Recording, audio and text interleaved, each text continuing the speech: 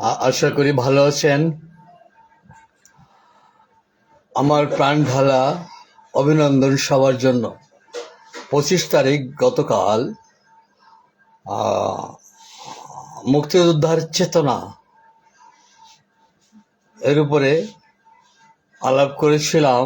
আজ সেই আলাপের ছোট করে দ্বিতীয় পর্ব। মুক্তিযোদ্ধার চেতনা, বাঙালি স্বাধীনতা যুদ্ধের চেতনা পৃথিবীর সব দেশের যেভাবে স্বাধীনতা বা মুক্তির চেতনা থাকে, বাংলাদেশের বেলাও ঠিক তাই তাই ছিল। বাংলাদেশের জাতীয় স্বাধীনতা ও মুক্তির চেতনা পৃথিবীর সব দেশে যেভাবে ছিল, আমাদেরও সেভাবে ছিল। এখন এটি কেন বিতর্কিত হচ্ছে? মারাত্মক বিতর্ক দেখা দিচ্ছে দেশ বিদেশে। এসব নিয়ে আমাদের মাথায় ঘুরপাক খাচ্ছে। আমাদের কি করা উচিত ছিল, কি করলাম এবং কি হলো, এই সব চিন্তা আমাদের অহরহ পীড়া দিচ্ছে। যাই হোক, চেতনায়, বাংলাদেশের মুক্তিযোদ্ধার চেতনায় ছিল না আধিপত্যবাদ, ছিল না সাম্রাজ্যবাদ, ছিল না মব, ফ্যাসিবাদ, এইসব ছিল না। আমরা ফ্যাসিবাদ, আধিপত্যবাদ, সাম্রাজ্যবাদ এসব নির্মূল করেছি। এইগুলা এখন মার্কিন সাম্রাজ্যবাদ বা সোভিয়েত সাম্রাজ্যবাদ বা ভারতীয় সম্প্রসারণবাদ সমাজে ঘাটে পথে হাটে বাজারে তেমন শোনা যায় না। এখানে একটা নূতন কথা শোনা যাচ্ছে, মব, যা আমি আগে এই মব কথার সাথে এতটা ভালোভাবে পরিচিত ছিলাম না। এখন মব করে কি, মবটা কেন এলো, মবটার কাজ কি? দেখা যাচ্ছে যাহা কিছু ঘটছে বর্তমান বাংলাদেশে, সুপ্রিম কোর্টের বিচারপতি থেকে গ্রামের চৌকিদার পর্যন্ত সব জায়গা উলট পালট করা হচ্ছে এবং বলা হচ্ছে কি মব করে করা হচ্ছে। মব করে বিচারপতি বসানো হচ্ছে, বিচারপতি তাড়ানো হচ্ছে, জেলা প্রশাসককে বদলি করা হচ্ছে, জেলা প্রশাসককে ওয়েটিংয়ে রাখা হচ্ছে। মানে সর্বাত্মক মানুষের মুখে শুনি এটা মব করে করা হয়েছে। এখন ফেসিবাদ আর নাই, সেখানে কি এলো, মব এলো। মবের কথাই মানুষের মুখে মুখে শোনা যায়। যাই হোক, আমার কথা ছিল চেতনা। চেতনা তো আমাদের মবের ছিল না। চেতনা ছিল না এই 15ই আগস্টের হত্যাকাণ্ড, চেতনা ছিল না এই যে গ্রেনেড হামলা, চেতনা ছিল না দেশের এই যে অনাচার, অত্যাচার, অবিচার, এগুলো তো চেতনা ছিল না। এবং বিচারহীনতাটা আগের থেকে হয়ে আসছিল। এখন বিচারহীনতাটার উপরে মানুষের ধারণা এটা কোনো দেশ না, এটা কোনো বিচার ইত্যাদি কিছুই এখানে আর চলে না। এখানে সব চলে মবে। এবং আমাদের বিচারহীনতা এত প্রাচীন থেকে, এবং এটা ডেভেলপড হচ্ছে।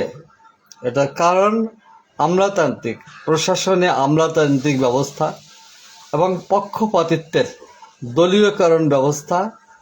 এই দলীয়করণ যে কোনো একটা নির্দিষ্ট দল করেছে তা না, দলীয়করণ করেছে একেবারে সেই আইয়ুবাহিয়ত থেকে আজ পর্যন্ত প্রেজেন্ট যে যুবকদের, প্রেজেন্ট যে বালক বালিকাদের যে সরকারটা, অবশ্য ওটা নাই, বিএনপি এসছে, এই সব জায়গায় দলীয়করণ তো আমাদের চেতনা ছিল না।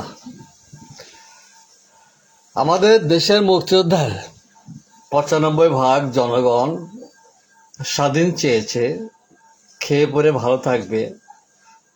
আন্তর্জাতিক যে পরিস্থিতি যখন যা বিরাজ করে তার সাথে সম্মানের সাথে সম্পর্ক রেখে আমাদের বৈদেশিক নীতিটা থাকবে।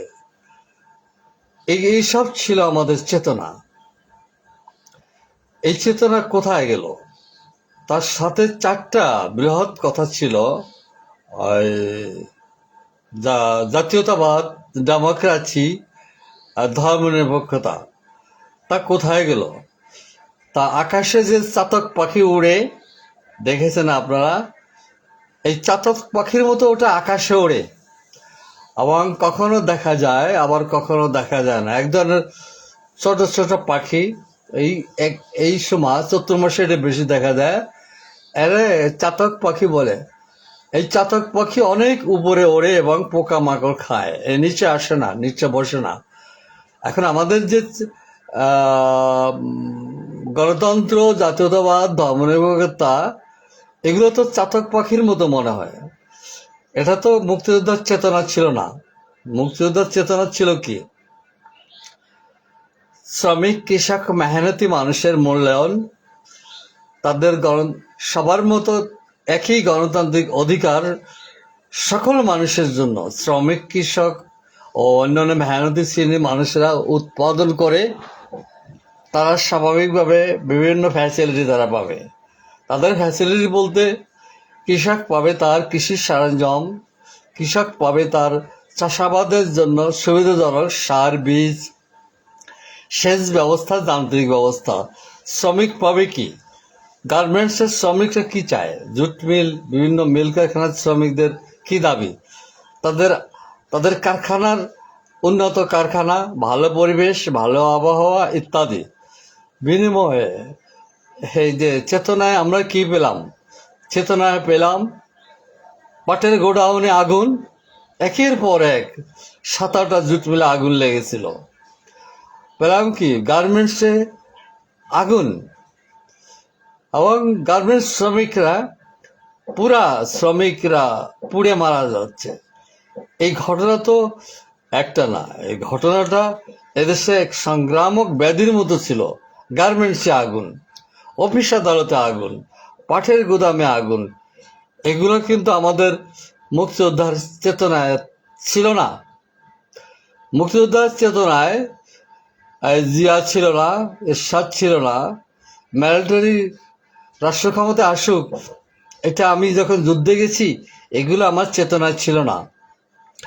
সমস্ত মানুষ তার চেতনাটাকে ব্যাখ্যা করে বোঝাতে পারে না, কিন্তু আমাদের এটা গুণীজনকে বুঝে নিতে হবে চেতনাটা কি।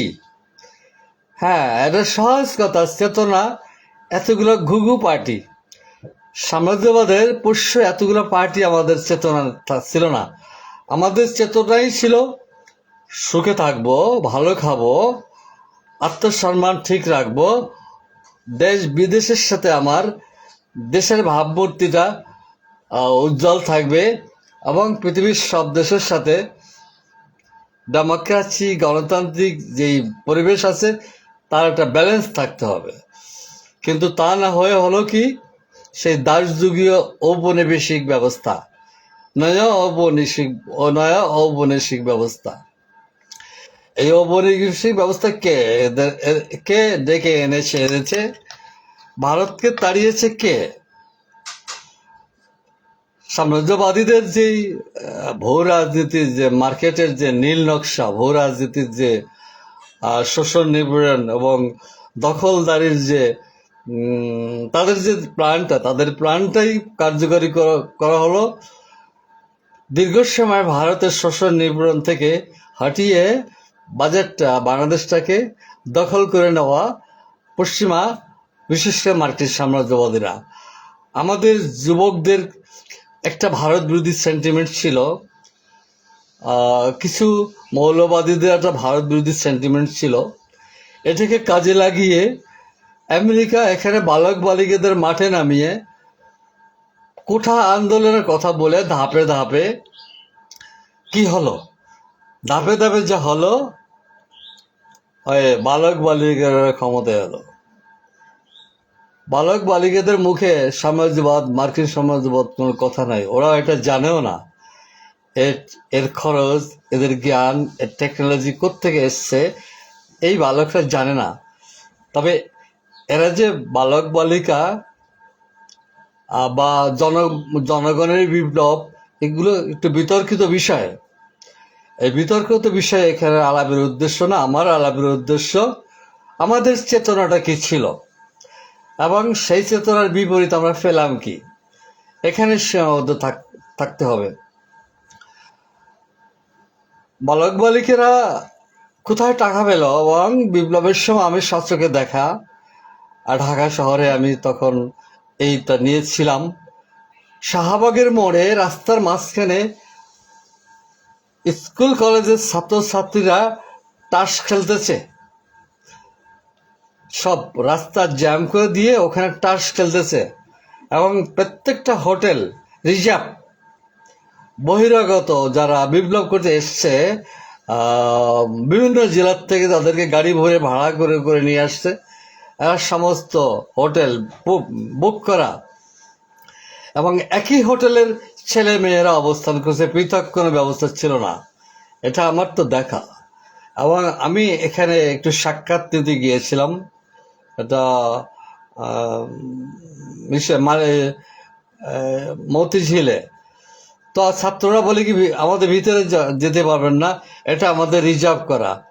তো এটা রিজার্ভ করা তো ছেলে মেয়ে সবাইকে দেখি বলে হ্যাঁ আমরা সবাই একত্রে থাকি।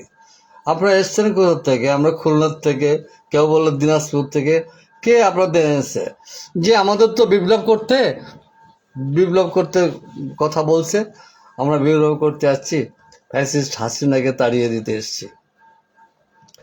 এরকম প্রায় জায়গায় একই কথা। এত হোটেল ভাড়া করে এবং রোডে যে সমস্ত স্লোগান ছিল, হাসিনা তুই কবে যাবি, হাসিনা তুই কবে যাবি, এবং বিকেলের দিকে রোডের ভিতরে বসে হাতে তালি স্লোগান, হাসিনা তুই কবে যাবি। সেখানে মিলিটারিদের কি ভূমিকা থাকা উচিত ছিল, পুলিশের কি ভূমিকা থাকা উচিত ছিল? এখানে গোলাগুলি হয়েছে, সবকিছুই আপনারা জানেন। আপনাদের জানার কথাগুলো আমি এখানে জানান দিচ্ছি না, আমি জানান দিচ্ছি চেতনা। একটা দেশের স্বাধীন মুক্তিযুদ্ধের চেতনা কি থাকে এবং সেই চেতনা বাস্তবায়িত না হয়ে আমরা পেলাম কি? আমাদের সব চেতনা তো চাতক পাখির মতো আকাশে বহু উপরে থাকে। তো এই চাতক পাখি আর ঘুঘু পার্টি, আমাদের চেতনা ছিল না শতাধিক রাজনৈতিক দল এবং নেতা, আমাদের চেতনা ছিল না ওই মব, আমাদের চেতনা ছিল না এই ঘুঘু পার্টিগুলা, ছাত্রদের নামে দল গঠন করা, এগুলো আমাদের চেতনা ছিল না।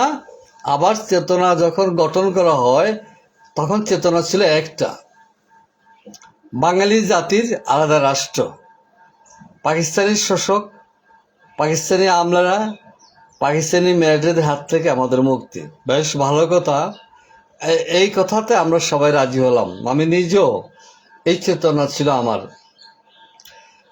কিন্তু পাকিস্তানকে তাড়িয়ে দেওয়া হলো, ঠিক আছে, এখন কি পেলাম আমরা? এখন কি এলো? আজ 52 বছরে আমরা কি পেলাম? এই হিসাব বিকাশ আমাদের করতে হবে গঠনমূলকভাবে। যে যেই চেতনা সুখে থাকবো, কৃষক পাবে তার কৃষি কাজের সুবিধা, শ্রমিক পাবে তার উৎপাদন ব্যবস্থার সুবিধা, ছাত্র পাবে তার লেখাপড়ার সুযোগ সুবিধা, অভিভাবক পাবে তার চাকরি বা নিরাপত্তার গ্যারান্টি ইত্যাদি। এর কোনটি বাস্তবায়িত হয়েছে? যেটা বাস্তবায়িত হয়েছে সেটা পথে কেটে শুনি।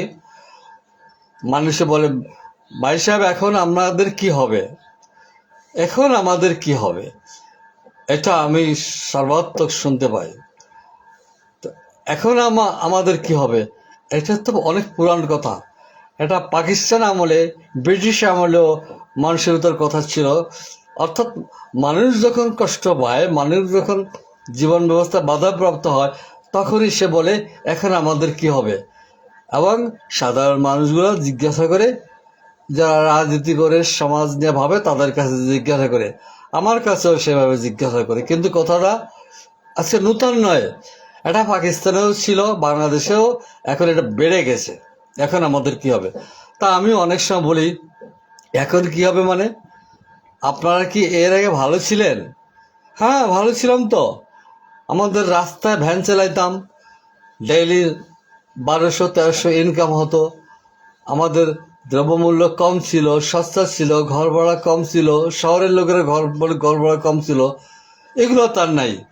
এখন তারা আমরা মনে করি এই সমস্ত কথা এরা না বুঝে বলে, এবং এই সমস্ত কথার ভিতরে কোনো যুক্তি নাই। না, এটাই আমাদের রণনীতি।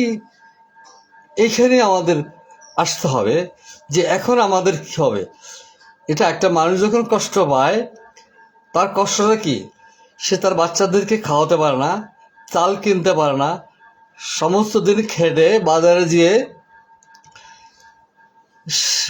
নিম্ন দামের 1 ভাগ কলমি শাক, এক ভাগ পাট শাক খায়। সে সমস্ত বাজার ঘুরে দেখে, গোশতের দোকানে, মাংসের দোকানে মাংস ঝুলানো, খাসি ঝুলানো, হাট মুরগি, কত কিছু, কত রকমের ডাল, কত রকমের খাবার।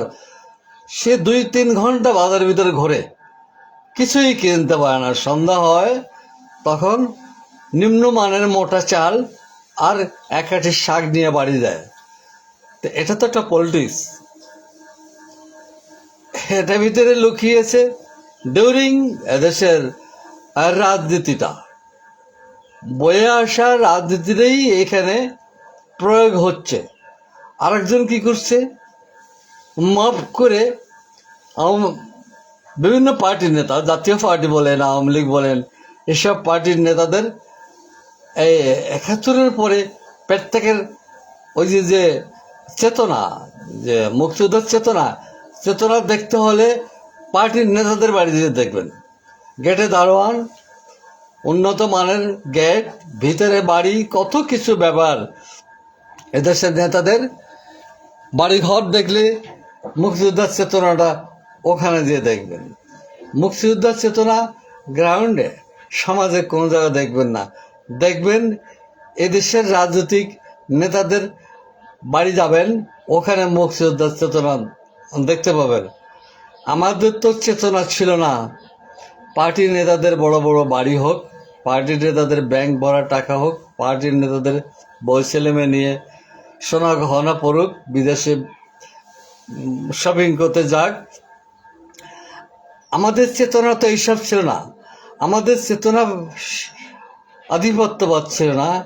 মুক্তিযুদ্ধের চেতনা এই মব ছিল না। মুক্তিযুদ্ধের চেতনা নেতাদের প্রতিষ্ঠা হোক, এটা আমি চাইনি। আমি গিয়েছি আমার দেশের ডেমোক্রেসি, আমার দেশের মান সম্মান নিয়ে উচ্চ পর্যায়ে যাব, ডে বাই ডে আমরা উচ্চ পর্যায়ে যাব। এটা ছিল চেতনা। সেই চেতনা কোথায়? যাই হোক, আমাদের মতো দেশে সাদ্দামের মতো লোক, গাদ্দাফির মতো লোক, মহাত্মা গান্ধীর মতো লোক, তারপরে আপনার বাম ভিতরে শেষ শিকদার, তারপর দেবেন বসার, তারপরে মতিন আলাউদ্দিন, এই সমস্ত লোকেদের এখানে জন্ম হয়েছে। এখানে জন্মেছে অনেক বিজ্ঞ মানুষ, এবং পুঁজিবাদী সাম্রাজ্যবাদীর দালালরা বেশি জন্ম হয়েছে এখানে। এখানে মীর জাফরের প্রসারটা বেশি হয়েছে। এখানে বাম নেতাদের জন্ম হলেও নানান কারণে এদেরকে খুন করা হয়েছে এবং ডাকাত আখ্যায়িত করেছে। শেষদেরকে ডাকাত বলা হতো, লেনিনকে রাশিয়ার সরকার ডাকাত বলা হতো, মাও সেতুংকে ডাকাত বলা হতো, চুয়েনলাইকে ডাকাত বলা হতো। আমাদের দেশীয় বমদেরকে ডাকাত বলে। এটা হচ্ছে কি পুঁজিবাদী সাম্রাজ্যবাদী ঔপনিবেশিক দেশেরই এই ব্যবস্থাটা। আপনি যেখানে যাবেন একই ব্যবস্থা।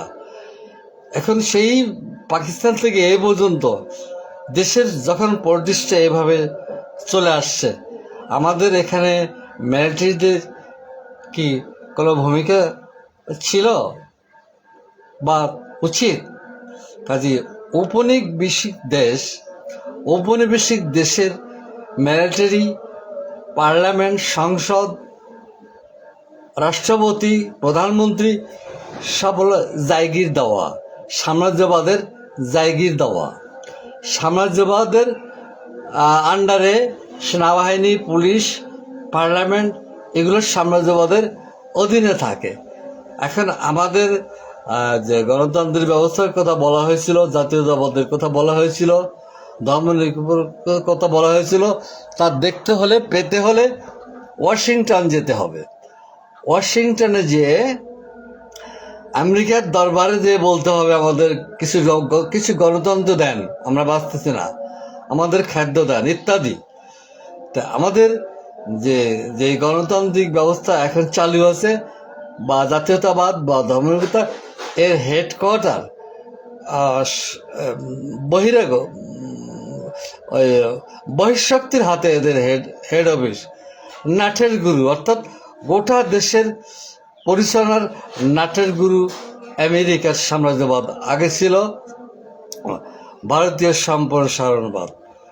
আমাদের চেতনায় কি চেতনা ছিল আর কি পেলাম, এখান থেকে হিসাব নিকাশ করলে বেরিয়ে আসবে।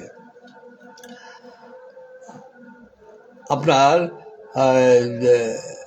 এদেশে একটা কথা বেশ সমাজে চালু আছে, মীর জাফর। এত কালো মীর জাফরের বিষয়টা আমরা শেষ করতে পারছি না। অর্থাৎ বাংলাদেশের যে শাসন ব্যবস্থা, বাংলাদেশে যারা এসছে, বাংলাদেশে যারা নতুন নতুন দল গঠন করেছে, এরা পাল্লা দিয়ে, প্রতিযোগিতা দিয়ে বিদেশিদের সাথে হাত মিলাচ্ছে। দেশপ্রেমিক, উৎপাদক শ্রেণী, কৃষক বা মানবতাবাদী, এদের এখানে কোনো স্থান নাই।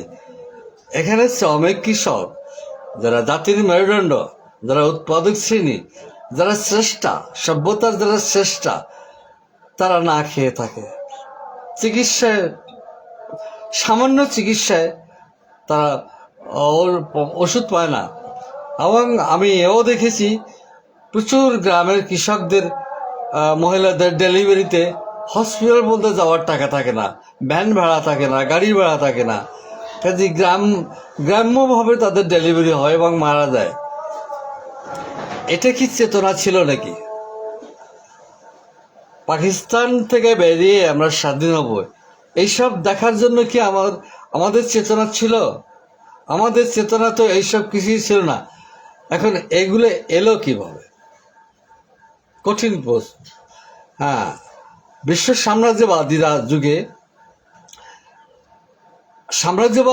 যুগে 1 ইঞ্চি জায়গা সাম্রাজ্যবাদের বাহিরে নাই। পুঁজিবাদ, ধনতান্ত্রিক ব্যবস্থা বাইরে পৃথিবীর 1 ইঞ্চি জায়গা বাইরে নাই।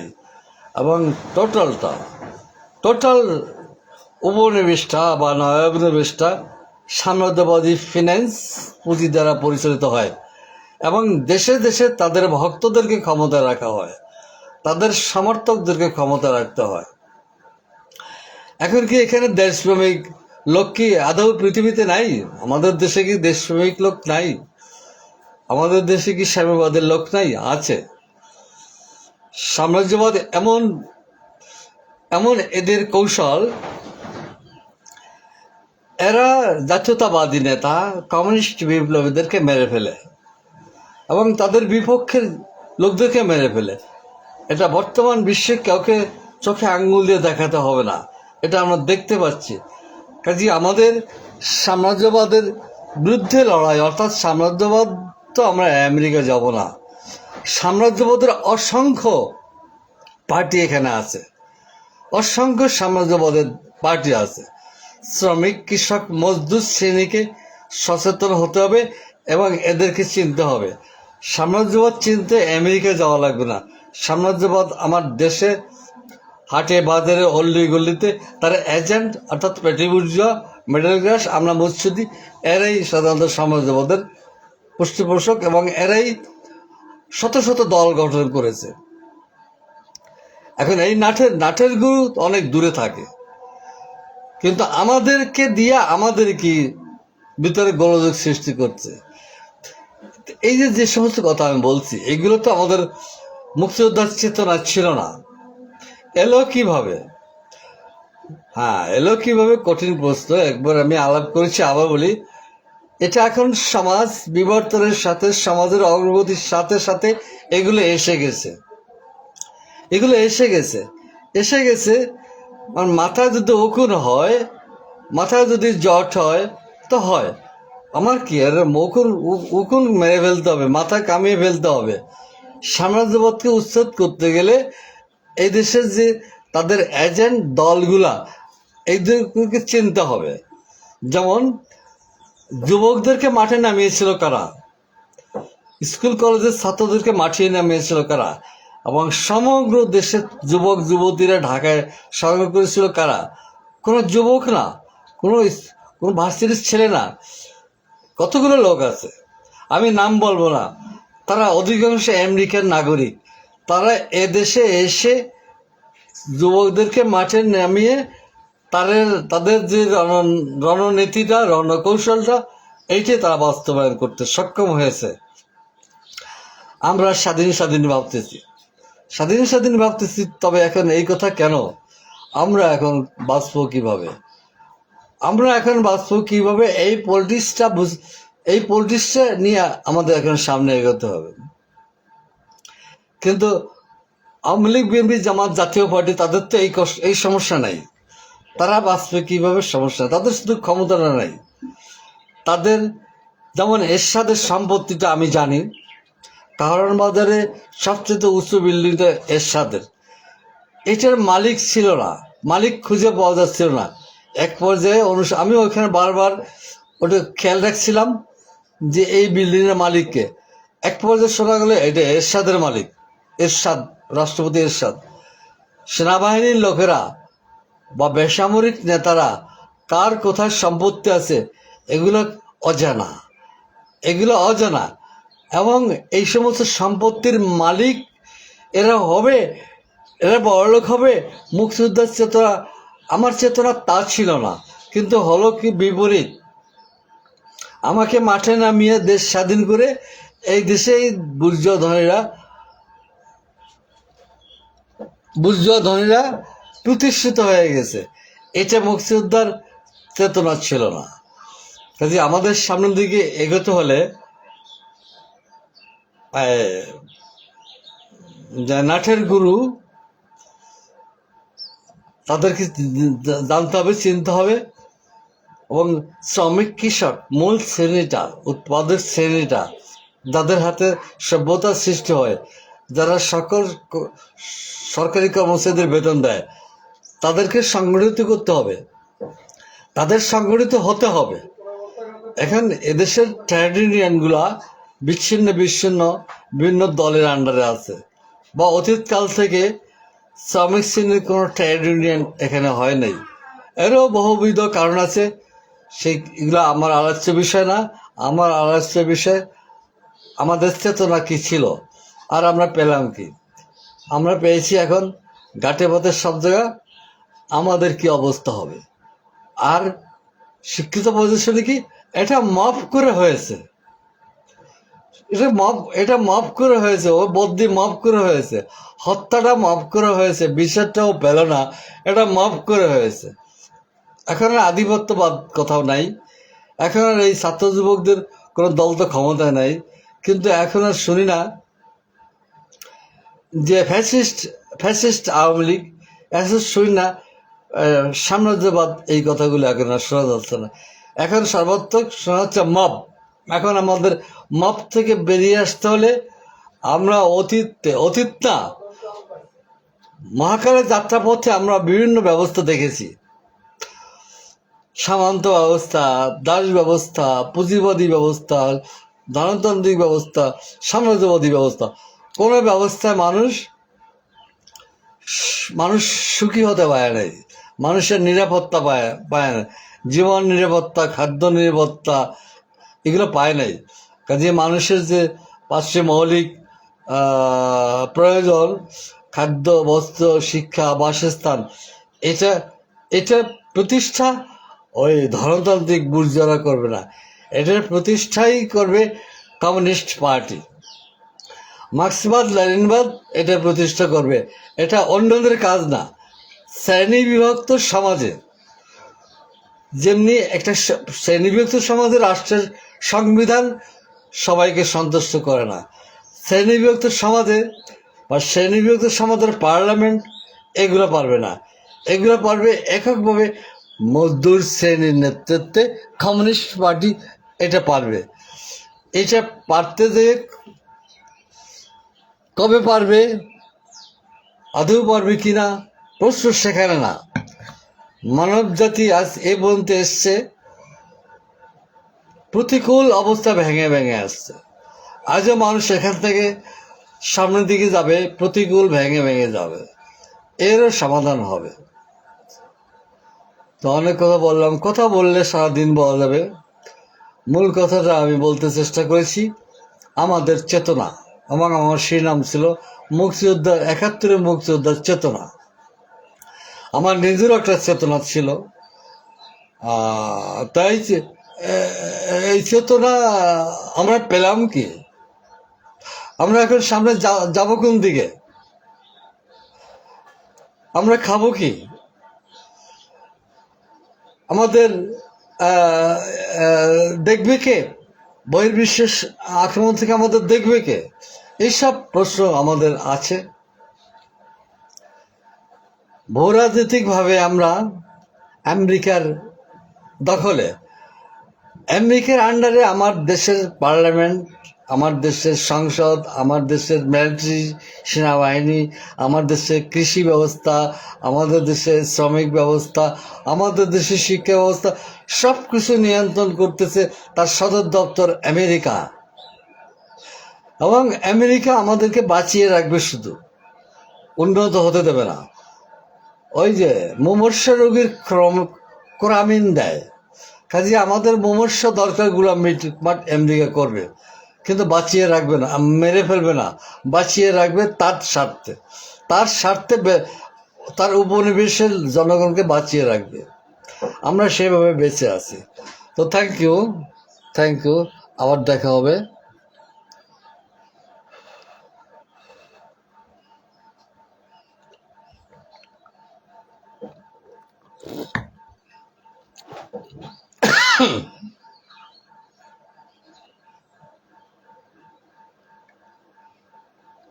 আমার